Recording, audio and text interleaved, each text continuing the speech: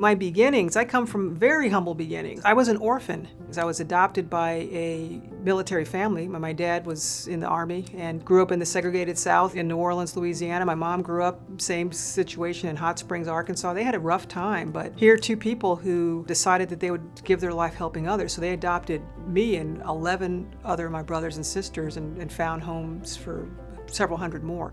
There was nothing in my beginnings that would have told you that I would have been a physician, let alone a general in the Army. But hard work, the great example of my parents who said, hey, work hard, study hard, and treat people well all the time. I mean, don't be mean, right? You know, and that's one of those things, don't be mean. All those things of just, trying to be a good person. And the belief in me and my brothers and sisters that we could do anything and be anything, they just said, do every job that you're given the best that you can, and the rest will fall into the place.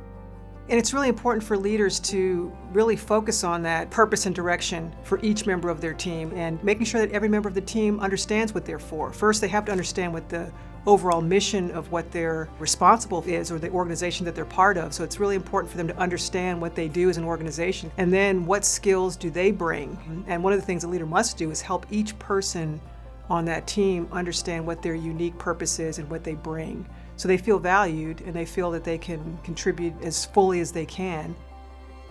It's really important as a leader to lead by not just words, but by deeds and actions. And so you can foster an inclusive environment by showing it in action with your teams, treating people of all people with dignity and respect. And every human being is unique, precious, and unrepeatable, and add value no matter who they are.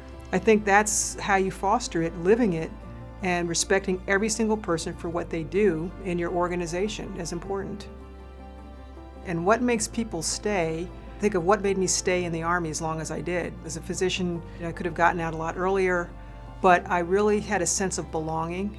I felt like I was valued by the team. I was given multiple leadership opportunities that kind of stretched me and allowed me to do interesting things and be assigned in interesting places. And so I think leaders can make sure that their people feel that they are valued by a team and that they are really contributing. And that's the whole concept of, we talk about diversity, equity, inclusion. And so if people are involved and included in an organization at that level, the invited versus the allowed or tolerated, that makes it that people really feel like they want to be a part of the team because they can see the fruits of their labor maybe reflected in a way forward, that they have an opportunity, that their voice is heard, that people really are relying on them. You serve a purpose and that you feel that you actually are fulfilling that purpose. And I think that's, a sense of fulfillment, belonging, and just treating people with dignity and respect. And I think that goes a long way in making people want to stay with an organization if given options.